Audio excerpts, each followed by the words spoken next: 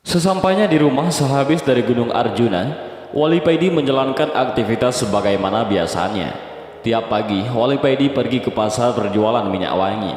Orang-orang di pasar dan di rumahnya biasa memanggilnya Kang Paidi, tukang minyak. Sekitar jam 1 siang, Wali Paidi ini menutup tokonya dan pulang. Setelah sholat asar, sehabis istirahat siang, Wali Paidi mengajari anak-anak kecil di langgarnya belajar membaca Al-Quran sampai waktu maghrib.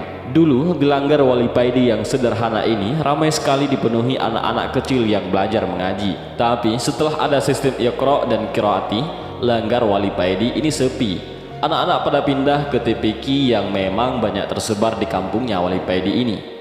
Wali Paidi sebenarnya juga ikut pelatihan metode Iqra maupun Qiraati yang diwajibkan kepada seluruh guru TPQ guna mendapatkan syahadah ataupun semacam ijazah. Tapi Wali Paidi tidak lulus dalam pelatihan ini karena seringnya Wali Paidi merokok dan bawa kopi di dalam kelas. Jadinya di langgar Wali Paidi ini metode yang digunakan tetap memakai metode lama, yaitu metode Baghdadi. Karena bagi guru TPQ yang tidak punya syahadah tidak boleh mengajar dengan memakai metode Iqra maupun Qiraati. Dan lama kelamaan murid-murid Wali Paidi habis. Tinggal 5 anak saja yang tetap mengaji di langgarnya Wali Paidi. Orang tua dari kelima murid Wali Paidi ini tetap mempercayakan anaknya ke Wali Paidi ini disebabkan masalah ekonomi. Mereka adalah orang-orang miskin yang tidak mampu membelikan seragam TPQ dan buku terhadap anak mereka. Daripada tidak mengaji, mereka tetap menitipkan anak-anaknya kepada Wali Paidi. Karena di langgar Wali Paidi ini tidak ada tarikan uang, mereka bebas dari biaya apapun. Malah mereka sering dikasih uang jajan oleh Wali Paidi ini. Menjelang maghrib, datanglah seorang pemuda yang kira-kira berumur 35 tahun mencari Wali Paidi. Pemuda ini adalah seorang murid Thariqah yang disuruh gurunya mencari Wali Paidi. Nak, carilah kiai di daerah ini, namanya Ali Firdaus. Tetapi orang-orang di kampungnya biasa memanggil dengan sebutan Paidi. Umurnya seumuran denganmu, dan hanya beliau satu-satunya yang bernama Paidi di kampung itu. Kalau kamu ketemu dengannya, sampaikan salamku dan mintalah nasihat padanya. Begitulah yang dikatakan guru pemuda ini kepadanya. Waktu itu pemuda ini disuruh mencari Wali Paidi karena seringnya pemuda ini mengalami hal-hal aneh. Seperti ketika sholat, tiba-tiba ia sudah berada di Mekah dan sholat di hadapan Ka'bah. Dan banyak orang yang melihatnya sholat di atas daun, padahal dia di rumah.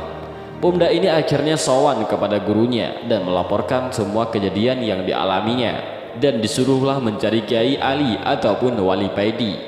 Sesampai di kampung yang dimaksud, pemuda ini bertanya kepada orang-orang, "Di manakah rumah Kiai Paidi?" "Di sini tidak ada yang namanya Kiai Paidi. Yang ada Kang Paidi, seorang penjual minyak wangi." Begitu jawab orang kampung ketika ditanya pemuda ini. "Baiklah, di mana rumah Kang Paidi penjual minyak wangi itu?" tanya pemuda itu. Kemudian pemuda ini yakin bahwa Kang Paidi itulah Kiai Paidi yang dicarinya, karena gurunya juga bilang bahwa nama Paidi hanya satu orang di kampung ini. Pas waktu maghrib, pemuda ini sampai di rumah Wali Paidi. Pemuda ini bertanya kepada seorang wanita yang berada di depan rumah Wali Paidi, "Apakah benar ini rumah Kang Paidi penjual minyak wangi?"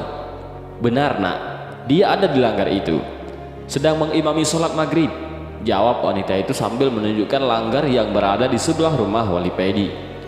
"Terima kasih, Bu," jawab pemuda itu sambil menuju ke langgar untuk melaksanakan sholat maghrib dan sekalian sowan kepada Kiai Paidi. Sehabis wudhu, pemuda ini masuk ke langgar, sholat berjamaah bersama yang lain.